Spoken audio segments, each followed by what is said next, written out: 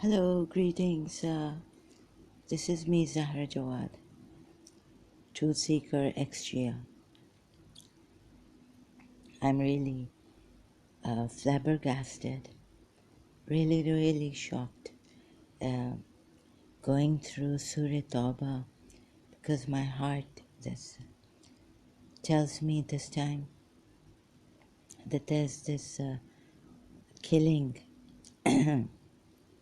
unjust, on unjust grounds, jihad, which we call jihad akbar, the jihad with the self. But we missed out that there are these ayats. Okay, the azan has started, or is starting, so I'll just pause it. Hello, yeah. I guess the azan has ended. Sorry, I just have to chew on something. I'm really shocked. I'm so flabbergasted. So I forgot my introduction. Anyways, from somewhere. You see, when I got this that I should read, I just felt I should read Surah Tauba again. Okay, you can show me the good ayats why we have to do jihad, the men, Muslim men, and all this, and you can even brand me into Islamophobia. But I tell you, I'll expose to you, and then you decide for yourself whether there are any subliminal messages here. Through the Surah Tauba, at least I'll show you. And then I know about Surah Nisa ayat, the fighting. Why don't you fight when you see women, children, and men being oppressed and crying out for help, right? That ayat is there in Surah Nisa. I don't remember the number. But what I can show you here is that in Surah Tauba, we Shias used to say that we should read the ayat of fighting the polytheists and all that, wherever you find them, wait for them in ambush, kill them. That ayat is in Surah Tauba, I think, but that we should read it in context. Now, it's going to take some time for me as I go through the Surah Tauba ayat. I've reached the 49 verse of Surah Tauba, and here I stopped. I've gone through the fighting ayats and all that. So, succinctly, if I put it, you will perhaps not believe in me. So, going together, reading the ayats. Why I stopped at verse 49 now? To expose something very dangerous, right? Is that it says here in the footnote, another hypocrite by the name of Jad ibn Qais came to Prophet asking to be exempt from joining the army because he had a weakness for women and he was afraid that he would be tempted by Roman women. Okay? What is the ayat? Now I will read the ayat out. Surah Tauba, verse ayat 49. There are some of them who say, exempt me and do not expose me to temptation. They have already fallen into temptation, and hell will surely engulf the disbelievers. So, is this the way? Now, in Surah Fat, we are told, if compare, right? They say our houses are Like we just want to be at home with, just take care of our business. Bedouin Arabs, right? There, another reason is given, and they are hypocrites.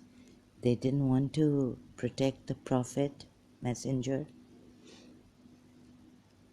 right, from going back to Makkah and establishing the house of Allah as, his, like, to be. Here we are told in Surah Tauba that who should be the caretakers. I will read that ayat too, of the Kaaba. There we are told that these are hypocrites, but there's an ayat which says somewhere, I think in Surah Hypocrites, that if they come to you and they ask for forgiveness, forgive them. If the hypocrites come to you and ask for forgiveness, forgive them. And all this. But then we will say, the thought comes that no, these people were fighting, fighting, fighting. Okay, now as moderate Muslims, men, they don't go for war just because, going to kill the polytheists and all this. We have won, right? We've won the Kaaba, we've won the sacred Makkah, the holy valley or city. We've won Medina. Now what is there to fight for? This point may be not that great that I've put forth. But you see, I have to bring out this point. The moderate Muslims may also think, no, this is a religion of peace, and when the polytheists come to fight us or challenge our religion, going against the religion, still we need to, when all avenues of peace have been, like they from all sides attack us and our religion, then we should fight. The men should get up and fight. The Muslim Mu'mineen believers. Okay. But if you read through these ayats, for example, now I'm going up, right? So have I finished? No, I haven't finished this ayat. Finished explaining, like, is this the way? I haven't properly explained it, but I will do my best to expose something very, very strange about these ayats. If you just take the Sunni hadiths, because you see, this is not going to come from Ahl Bayt. So maybe I need to give you an introduction, a little bit, briefly, try to explain. You see, a good deed from Ahl, the Ahl Bayt are from the progeny of Prophet Muhammad and have continued for 1400 years after him, and we're supposed to rely on them. So what if they are wrong, right? And they would defend Prophet Muhammad unnecessarily, unjustifiably. So we need to look at the whole, every hadith that comes, take into account Sunni hadiths, Firstly, when you are researching whether this religion is true or not, and whether what is this Allah, what is the Quran? So starting from scratch, what would you do? You would take up all sides of the history, Islamic history about Prophet Muhammad to see what is right, and you would compare it with the Quran ayats. If it goes with the Quran ayats, you take it. And you have to look at the history, whether it goes with the Quran ayats or it doesn't go with the Quran ayats. Still you have to read it, right? to find out. Some things are like they're very tricky as they come, the hadiths and all.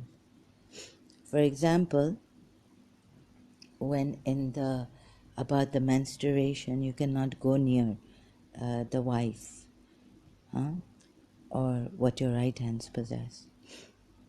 It says this in the Quran ayahs, but there are two coming from two wives of the Prophet, Aisha hadiths, Aisha and Salma, and that's we say those are from the Sunni hadiths, but we have to take into consideration those hadiths. And what do they say?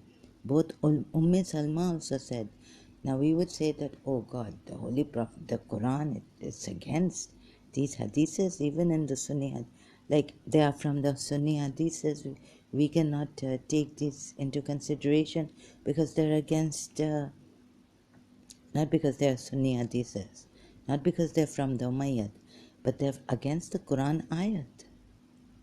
And even our Imams have said, our sayings, if they are against the Quran ayats, just reject them, right? But the thing is, we really have to now look into this matter when you realize that this Prophet, there's something wrong with this Prophet. He's if you can see that he's a false prophet. How I've come to this conclusion is through the Quran ayat discrepancies. So when you take the Quran ayat discrepancies and when you come to this conclusion that he's a false prophet, then you can take those hadiths which even go against the Quran ayats, that a common person, husband, is not allowed to go near the wife who has her monthly periods, right? Menstruation. But then how could a prophet go near his wife in menstruation?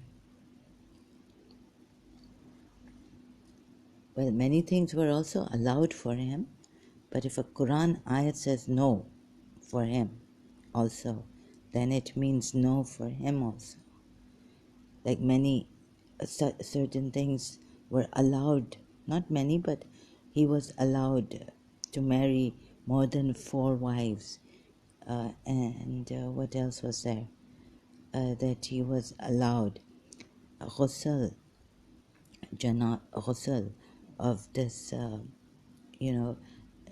him and Imam Ali, we are told in the Shia hadith, were not they didn't have to perform that ghusl, when you have, because they were never nijis. These, Rasulullah is not a nijis in any way, and not even lovemaking makes him nijis, right? Nor Imam Ali. So they did not have to perform that, the bath. Okay, so these kind of things. Okay, now to conclude these points, I'm just leaving it open, right? So this way, I realized that he's a false prophet through the Quran ayat discrepancies, and so I can consider those. I consider those hadiths where the wives have said that he, even though if it goes against the Quran ayats, wives have said that he came near us, and whatever is written has come to us through the Umayyads, the Shias. Now, I rechecking this ayat, Surah Tauba. Sorry, I'll just have to start from the beginning. The first ayat says, "This is a discharge from all obligations by Allah and His Messenger to the polytheists. You, believers, have entered into treaties with," you believers, not the Messenger of Allah, You polytheists may travel freely through the land for 4 months, but know that you have no escape from Allah, and that Allah will disgrace the disbelievers. A declaration from Allah and His Messenger is made to all people on the day of the greater pilgrimage, that Allah and His Messenger are free of the polytheists. So if you pagans repent, it will be better for you. But if you turn away, then know that you will have no escape from Allah. And give good news, O Prophet, to the disbelievers of a painful punishment. We were told that the Prophet or his Allah, they don't say things like this, Put it in this way, like give good news. What kind of, this is like a taunting way to put it. Allah would put it in a taunting way, like give good news, O Prophet, in quotation marks, O Prophet. Sorry, sometimes if I said in brackets or something in my last, which video was it? The Surah Taha video. Yeah. Uh, I, I correct myself. I make these mistakes. So here in brackets it says, O Prophet. Oh, sorry, no. Again, I've made the same mistake. Repeating it. Quotation marks, O Prophet. So, and give good news to the believers. Like I just left out, O Prophet, in quotation marks. To the believers of a painful punishment. Good news. What are we told? And give glad tidings. So, word by word, Quran, Arabic to ayat to English translation. Okay, so now, this point, okay, we may say that, no, that these pagans and polytheists were after Allah, the faith, and His Messenger. Okay, but have you ever heard of taunting like this? Shias, like, okay, like something like a mild one. Maybe I can give an example from an imam being invited to Harun al-Rashid's court, or Mamun al-Rashid, or I'm not very well versed with the hadiths, Shia hadiths too much, all the imams, but maybe like someone who comes and says, Imam comes to the court and Harun al-Rashid says that these grapes are really good. Mamun al-Rashid tells Imam Raza that let me give you good news of the painful punishment that you are about to get, or see that you get a good news. Let me give you good news, and welcome to my court, Imam Raza, Imam Ali Raza, Ibn Musa al-Qazim. Welcome. And you know this, Mamun al-Rashid has poison ready for Imam Raza in the grapes. Welcome. Hope you enjoy your fruits. This is heavenly, or things like that. We would say, oh my God. We Shias would say like, oh my God, yeah, that's the way of the disbelievers. Rasulullah and Allah and Ahlul Bayt, they never taunted anyone like that. Where are we? Where are the Shias? Excuse me. never taunted. But here, this is a taunt, right? What is a taunt? What is sarcasm? Imams have always told us, be good to your enemies. But yeah, our enemies who have now passed away, who killed us, martyred us, you can curse them. These disbelievers are alive. So give good news or profit to the disbelievers. Okay, they made life like they went they made life difficult for the messenger. They took him away. They sent him away from Makkah. How do you say it? They chased him out of Makkah. They were after his life. He had to protect his life. But is this the way to see what is a taunt, or what is this sarcastic way? Is it allowed? As a Shia, I used to think, no, it is not allowed. Another verse will come where it says to the disbelievers, these pagan polities are nijis here. Okay, they are nijis, right? So this is a taunt. You don't taunt. You don't taunt. But your treachery will be thrown back at you. Like a treacherous person, my enemy, comes to my house. And they've been taunting me, coming to my house, but I'm not allowed as a Shia to taunt them. For example, someone comes to my house. They know what they have been doing treacherously, covertly, and they tell me that I ask, they say they have some supernatural powers by God, through their good intentions or whatever, all right? The Shia, let's say a Shia comes to my house, she's my enemy. She is jealous of me. She doesn't like anything good to happen to me.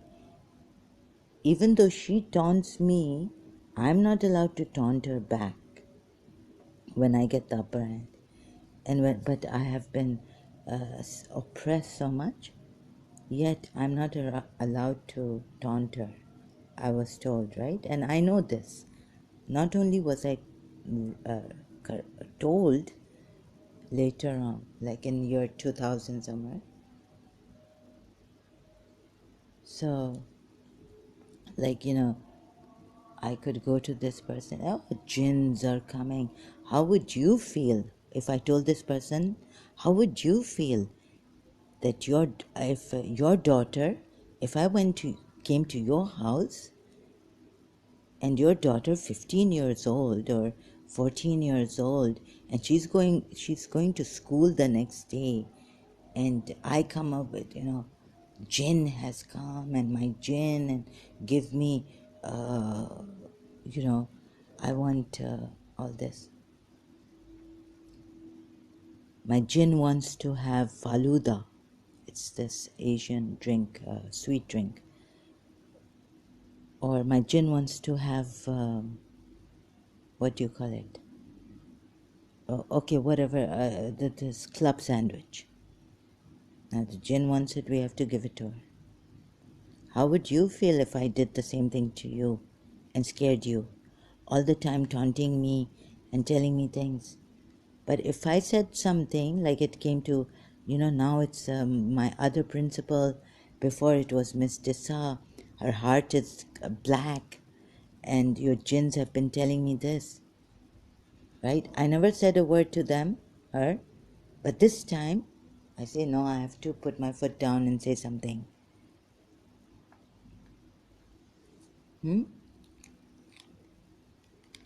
What would a Shia tell me, a fellow Shia, good one, true one? or even a moderate Shia would tell me, no, Zahra, you cannot say this. This is not the style of Ahl Bayt, right? Moral character, noble, and this is what we were taught. Like teasing me that when I ask her, like this person tells me that I know what, I have this special powers of the jinns and I can help you. Ask me. And I tell her about, please, can you tell me about Miss Dessa, the teacher that I liked and adored, my family friend, became my family friend also from Karachi American School. And she tells me, she gives me this Urdu song. I tell her, please write something here, write your poetry down in my diary. So she writes that now my eyesight would even not go towards that place. And the way I'm passing will pass. I'm living, I will live. Tauntingly, right? This is a very taunting way of saying to someone that you will not go to your teacher's place now. अब ना उस सम नजर जाएगी जैसे गुजर रही है गुजर जाएगी. If you're Urdu speaking, you know that this is a song, Pakistani. It's from a Pakistani song, and it's a taunt. Okay, so now, what is a taunt? So taking it very slowly. A remark made in order to anger, wound, or provoke someone. Provoke, verb. Provoke or challenge someone with insulting remarks. Okay? This could be this ayat. Give them good news, glad tidings that a painful punishment is awaiting you people. Or what does it say? Quran ayat 3, Surah Tauba. Where are you, Shias? और पानी परिंदों को भी हम पिलाते हैं. Which means that even to the birds we give water, right? Okay. So let me just tell you this taunt, insult, and give good news to O Prophet, in quotation marks. I don't know if in Arabic, I don't want to right now click on the Arabic word, and give good news, O Prophet, to the disbelievers of a painful punishment. Verse 3, Surah Tauba. Then you have verse 4, Surah Tauba. As for the polytheists who have honored every term of their treaty with you and have not supported an enemy against you, honor your treaty with them until the end of its term. Meaning this treaty, peace treaty, let's say it's a peace treaty, this peace treaty is now, it has to come to an end. It's telling you believers, not Sunni Muslims, Shias, it's telling the believers, please, this is a Quran ayat. Then you will tell me, and someone like David Wood or someone, Islamophobia, and these are not right. I want to open your eyes. You see how much we've been lied to, how we've been brainwashed and धूल आंखों में डाल के रख दिया. परिंदों को भी हम पानी देते हैं, सकीना को पानी नहीं मिला, अली असगर को पानी नहीं मिला. अच्छा, let me show you something. आप अपनी सबीलें बंद कर दें. No, but you have the right. Sabil is that if your house in Muharram is near, even you can do it if it's not near Imam Barga or where the majlis is taking place, in a park opposite, like our house was. We used to have a Sabil where we used to give water. What does this Tauba ayat say? Later on, it will come to that, and then I'll tell you. As for the polytheists who have honored every term of their treaty with you and have not supported an enemy against you, honor your treaty with them. Now, who until the end of its term. Now, even if peace treaty is there and lives are protected, and they have honored the treaty is coming to an end.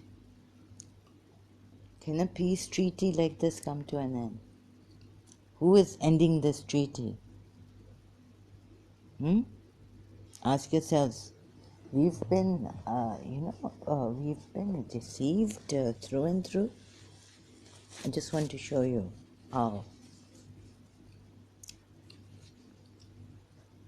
Okay? So peace treaty is coming to an end. Life protect. Yes. Treaty with you. Have not supported enemy like against you. Honor your treaty with them until the end of its term. Peace. It's coming to an end. By whom? Oh, because these polytheists broke some of the polytheists, the ones who broke the treaty. So it's coming to an end. Honor the treaty with them. This is how we explain it, right? This is how we explain this ayat in context. Okay, I'll go with you, Shias and believers, even the Shias. Huh? Okay, I'm going with you. But wait, huh? Honor your treaty with them. Okay, so the policy is some of them have broken this treaty, and you can honor your treaty with these policies who have not broken this treaty, but until the end of its term. Surely Allah loves those who are mindful, okay? But once the sacred months have passed,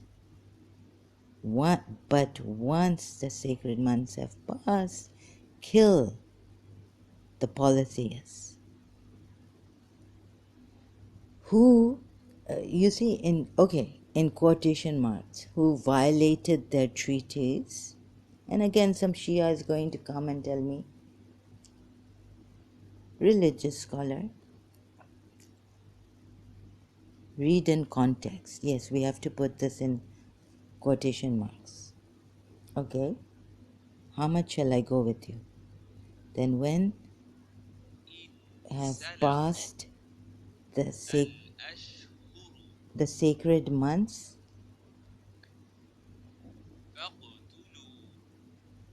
then kill the polytheists wherever, see here, who violated their treaties. Okay, they're trying to explain the ones who, because maybe a verse is coming. Okay, even not in context, but a verse is coming that, these ones who did not violate the treaty, it's coming.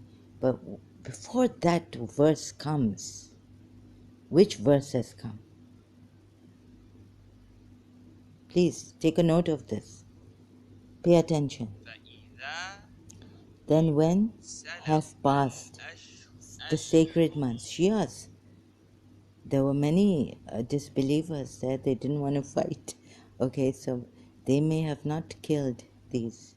But now, right, we have in 1400 years people going after Ahlul Bayt, killing them, the sacred months. Then kill the polytheists.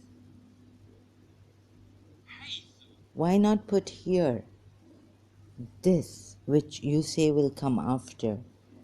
And if anyone from the polytheists asks for your protection, why not put the sixth verse in the fifth verse and then make the fifth verse the sixth verse?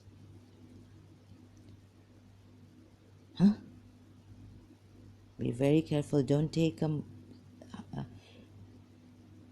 You know what you know what this prophet has been doing? Subliminal messages. Look, this. But once the sacred months have passed, kill the polytheists. Okay, who violated their treaties. Okay, wherever you find them, capture them, besiege them, and lie in wait for them on every way. Even if you read this in context, I was told, now see, we Shias, we get assaulted, right?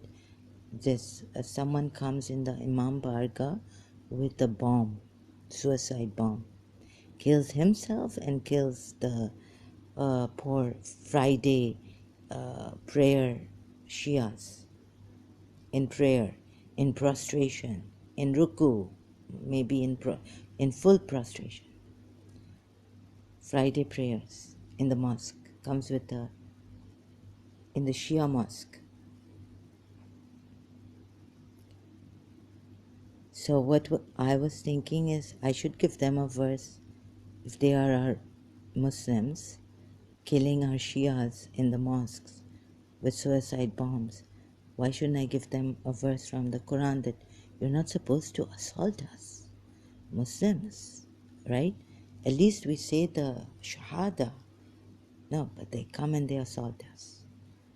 All of a sudden, it's haram in Islam. So I had to, let's say the Muslim, the Sunni extremists, give them a verse from the Quran. Can I give them a verse that we're not allowed to assault? They say no. You are policy. These certain class these Muslims who take the Shias as polytheists, worst of creatures, Surah Ba'ina. And what are we told here?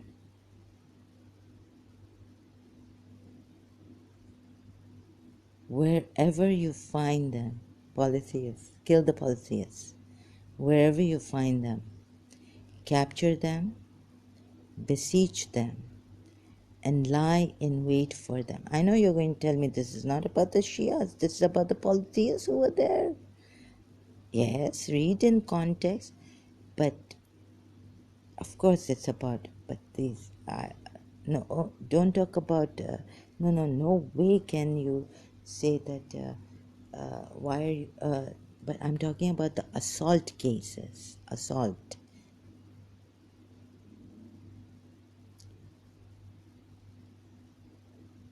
Like we were told, okay, where all avenues of peace are, closed, right, to us, Shias, Imams have told us this. But to go wherever you find them, like you find them in the bathroom, you find them unaware, you kill them. Because, well, they were coming to kill us. So now God said, you go and you kill them. Wherever you find them, assault them, capture, all of a sudden, like, wherever you find them, treaties. Okay, wherever you find, wherever you find them, capture them, beseech them, and lie in wait for them on every way. Kill the polytheists. But once the sacred months have passed, kill the polytheists. Please pay attention. Verse 4, what does it say? As for the polytheists who have honored every term of their treaty with you and have not supported an enemy against you, honor your treaty with them until the end of its term. Surely Allah loves those who are mindful of Him in quotation marks. Verse 5 continues. But once the sacred months have passed, kill the polytheists. Now come on, Muslims. You've put who violated in quotation marks, if I can focus this.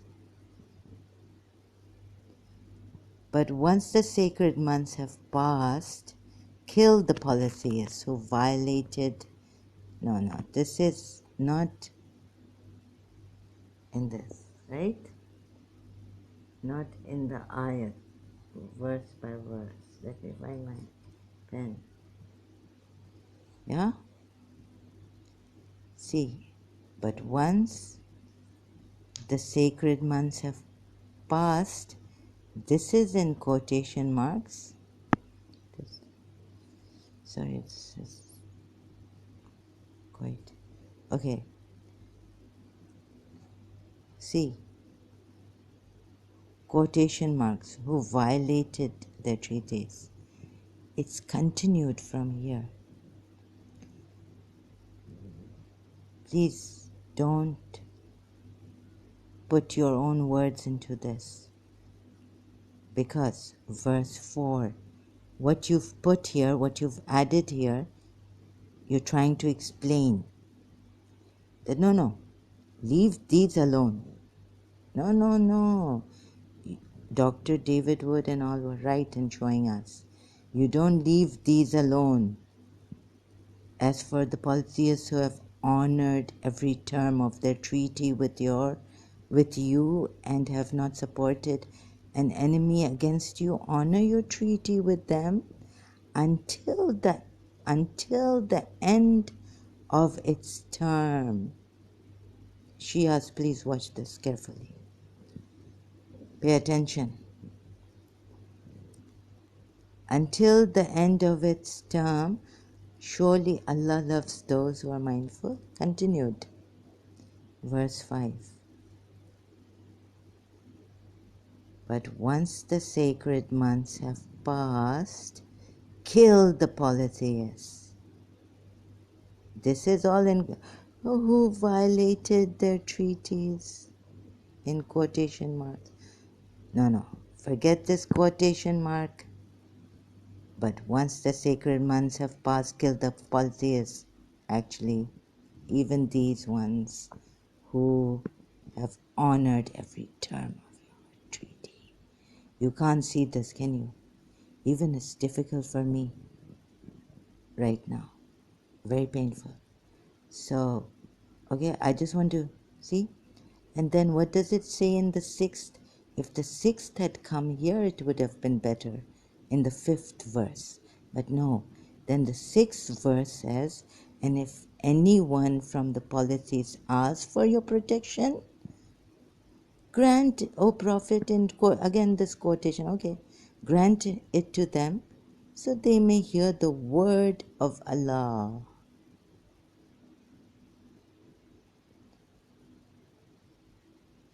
Then escort them to a place of safety.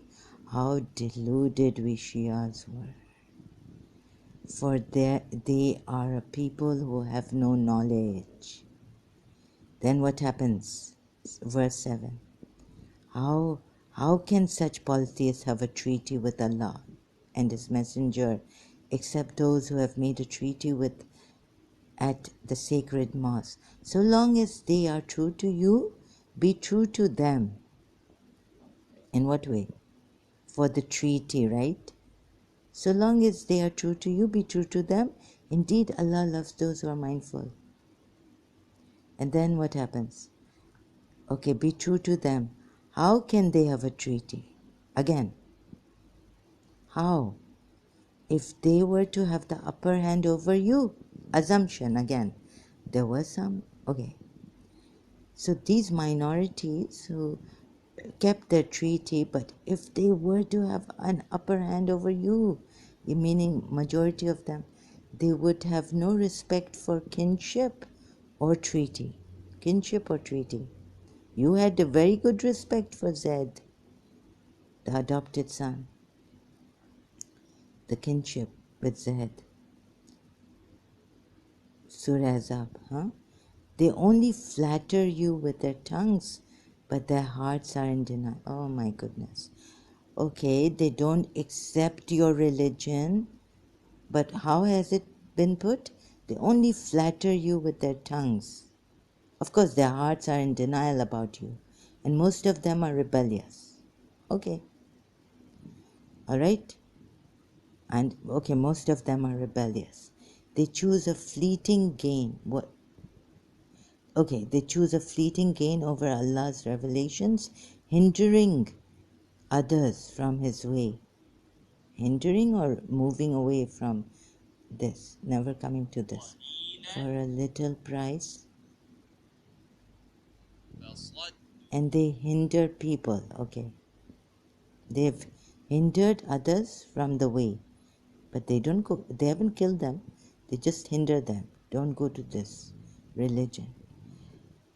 They do not honor the bonds of kinship, okay, or treaties with the believers. It is they who are the transgressors. Honor the bonds of kinship. Brotherhood, kinship, believers, very funny, of kinship, meaning relationships, what, in society, okay? But if they repent, so some would come to this and say, well, some ex-Muslims or some Westerners, how they, you will say that they're deceiving us, okay, by, bringing us to this. But if they repent, perform prayer and pay alms tax, then they are your brothers in faith. In faith. No, because haven't you taken, what kind of kinship have you taken? Bonds of kinship with them. There's no bond of kinship with them. Ask yourself, is there any bond? Does the Quran ayat say that we have, even if they are, let them be polytheists, let them be Christians, they have to pay jizya, right? Dhimis, they are dhimis. No, we are protecting them because now they are not in the believers' army. Okay. We are protecting them. They are your brothers in faith. This is how we make, okay. Very, very tricky, okay. I will come, maybe I'll forget this now. Then they are your brothers in faith. Perform prayer and pay alms tax as you like them to pay and perform prayer, not as according to their own religion, their own belief. Then verse 12 comes. But if they break their oaths after making a pledge, and now if they attack not even you but attack your religion, attack your faith, your iman, your religion actually, your religion, then fight the champions of disbelief. They haven't come after your religion. See, it's very, very delicate matter here. Like now it says, if they attack your faith, not your life. They are not after your life.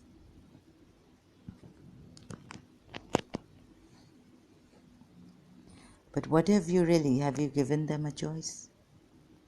Although you say that they attack our, they are after our lives, but you haven't let them. Now you have broken the treaty. You have said no, there is no treaty with these polytheists. They break their oaths after making a pledge. You didn't break an oath. Adopted son taking Zed. Okay, you don't want to see this. Shias, if those of you who don't want to see this, because I'm after the truth, I'm not a defender of a false prophet. Huh? Conspire. Okay, here we have, yes. Because you see, you will say that someone like an evangelist Christian didn't give us this ayat 13. They're hiding something. Will you not fight those who have broken their oaths, conspired to expel the messenger from Makkah, and attacked you first? Attacked you first, okay? Did they try to kill him? Okay, some other ayat says they wanted to kill him, so he here it says he conspired to expel the messenger. They expelled him from Makkah. Some ayats say that they were after the life of the messenger. So fight them and Allah will punish them at your hands. Put them to shame, help you overcome them and soothe the hearts of the believers. Okay? So I just wanted to show you the quotation mark once. I just put my phone down. Now, removing rage from their hearts, and Allah pardons whoever He wills, so it is not important. 16. Do you believers think that you will be left without Allah, proving who among you truly struggles in His cause and never takes trusted allies other than Allah, His Messenger, or the believers? And Allah, there's a lot of conditions here, trusted allies you should take. Remember Surah Jummah against Jews. Oh, ayat, trusted allies. You think you are the only allies, friends of Allah, excluding all other. What is this? Okay, 17, ayat 17. It is not for the polytheists to maintain the mosques of Allah while they openly profess disbelief in Allah, in this messenger's deen, religion. Their deeds are void and they will be in the fire forever. So they cannot maintain the mosques of Allah, polytheists. Please do some research where the Kaaba comes from. The mosques of Allah should only be maintained by those who believe in Allah and the last day, establish prayer, pay alms tax, and fear none but Allah. It is right to hope that they will be among the truly guided. Do you, pagans in quotation marks. Okay, let me see. Do you make the providing of water to the pilgrims, pagans in quotation marks, and the maintenance of, so they were maintaining, at least they were doing one good deed that is mentioned here. You know what it is to give water to the pilgrims.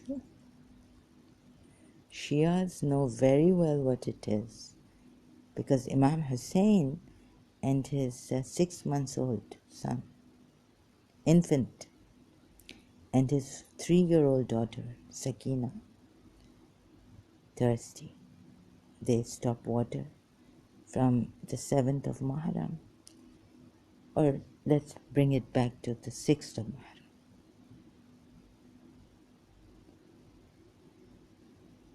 What does this ayat say? What's the number? Remember this, Shias. 19, verse 19 of Surah Tauba. What is good? What is a good amal for you people? Surah to love. What is the good? Khair al-amal.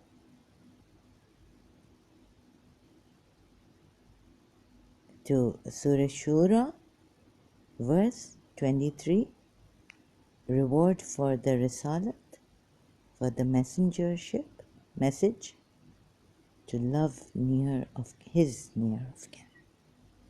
And that's we say you can do good acts of kindness, but if you don't believe in Imam Ali, your everything is void and null. Every deed of yours, whether you are whether you were Mother Teresa, or whether you were Gandhi, Mahatma Gandhi, or whoever you were, a human rights worker. You understand, Shias. So be very, very clear about what you understand and bring our children to the truth of the matter, right? The truth. Don't give us all this flowery thing that Ahlul Bayt don't taunt their enemies, and we shouldn't taunt our enemies, and when a guest comes to our house, we shouldn't taunt them, and we shouldn't give them back their treachery and their taunts. Give glad tidings to the disbelievers that of a painful punishment. Surah Tauba ayat. Who talks like this?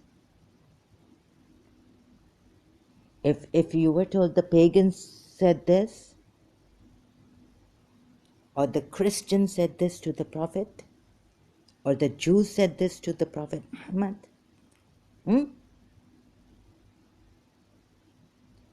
So the worst of deception is here.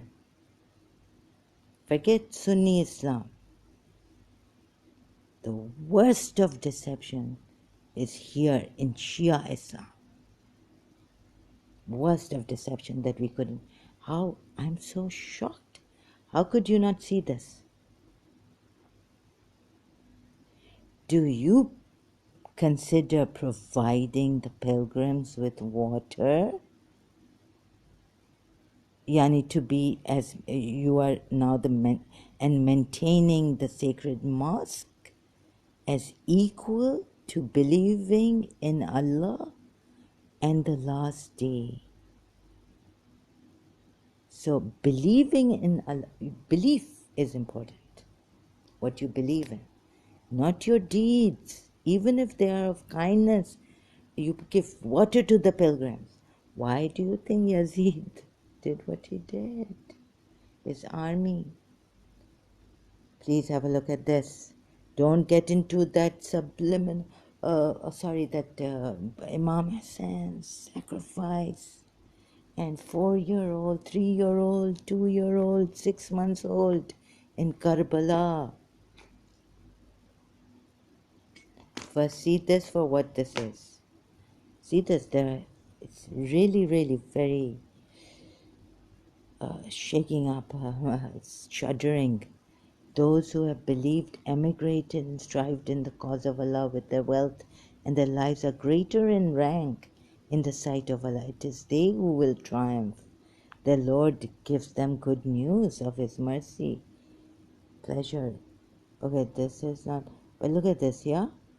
So back to this verse 19. Do you consider providing the pilgrims with water? At least the pagans were doing.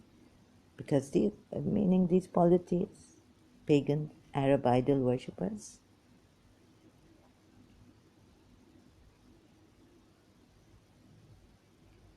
Sabil, huh? We take away this good deed of their. No, now the sacred mosque, even polytheists are not allowed. Do you consider providing the pilgrims with water and maintaining the sacred mosque? Maintaining. They were at least one thing they were doing. Two good deeds they were doing. But the best deed was providing water for the pilgrims. As equal to believing in Allah and the last day and struggling in the cause of Allah. How can you compare? I mean, this is a lapse of justice. They are not equal in Allah's sight, and Allah does not guide the wrongdoing people. Maybe by giving water to the pilgrims. And what pilgrims? Not even like some, what do you call that now in the cities, these expats come to enjoy.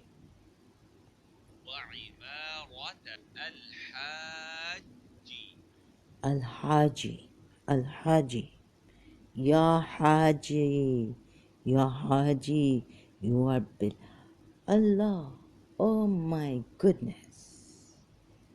Oh Hajis, believing Hajis, huh? If these pagan, how could you even say this? Equal to believing. Are you looking at this? Are you looking? Please open your Qurans. Shias. Big, big drama. Big drama has happened. Tragedy of Karbala. Big drama.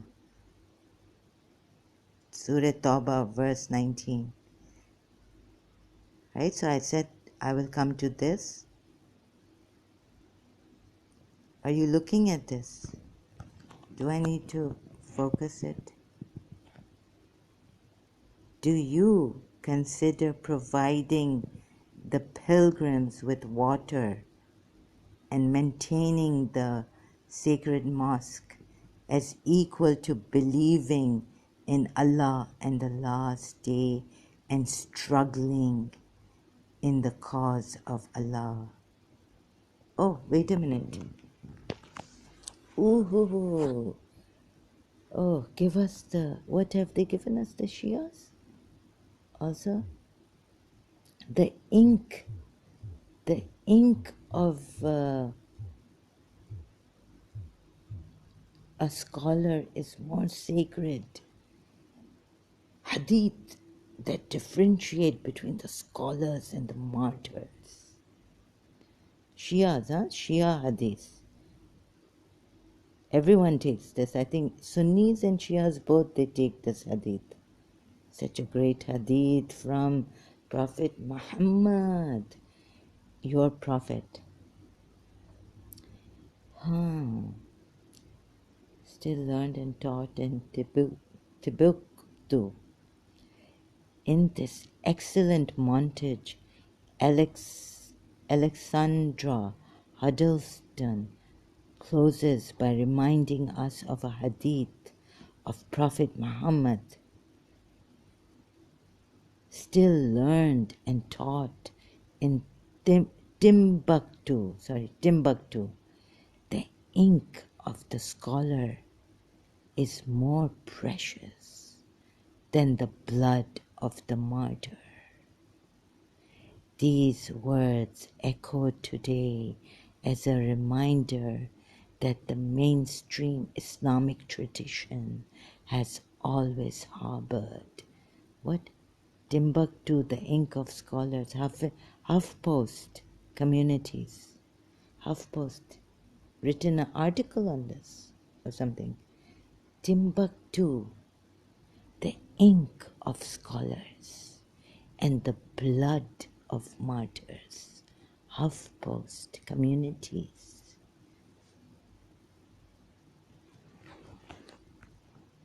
Thank you, Google search. Thank you.